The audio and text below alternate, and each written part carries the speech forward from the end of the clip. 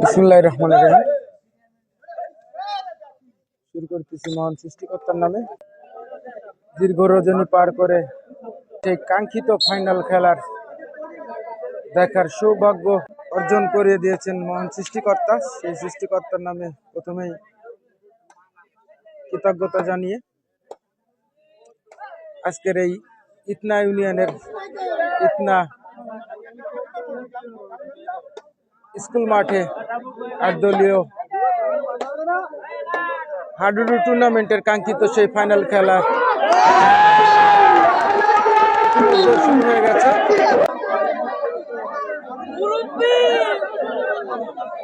সারা রাত জেগে দীর্ঘ সময় অপেক্ষা করে এখন ফজরের আজান দিবে প্রায়। এখন সময় ৪টা ২৫, রাত ৪টা ২৫। এই সময়ে আপনাদের মাঝে আমি মোহাম্মদ আনোয়ার পারভেজ এই সেই কাঙ্ক্ষিত ফাইনাল খেলা নিয়ে উপস্থিত হয়েছি। রেড দিচ্ছেন দিদার। যে কথাই বলছিলাম, সারা রাত জেগে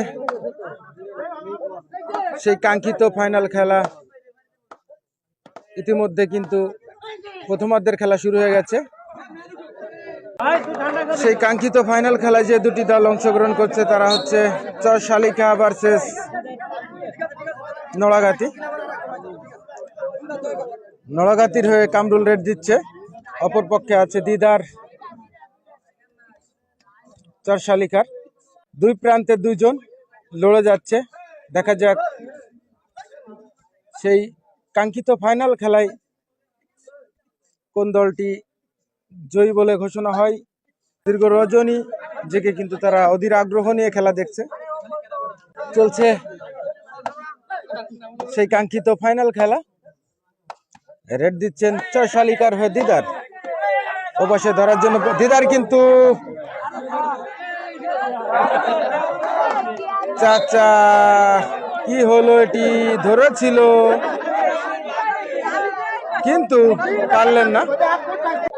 রেড দিচ্ছে কামরুল।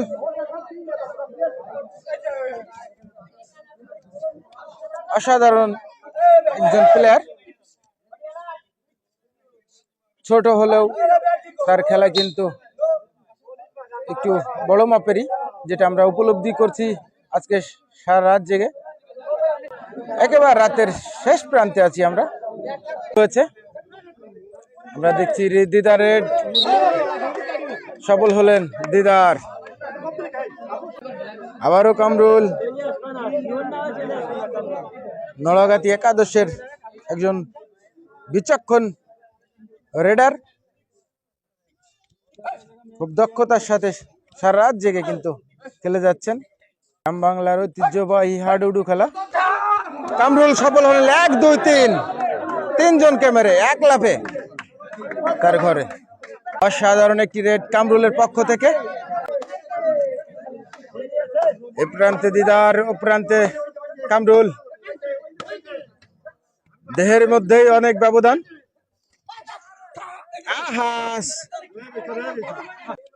দুই প্রান্তে দুজন ব্যাক নিয়ে নিল যাতে টাইম আউটের শিকার না হতে হয়। স্পষ্ট ভাবে কামরুল কিন্তু হাত বাড়িয়ে একজনকে মেরে ঘরে গেল। একজন কেচার রুবেল,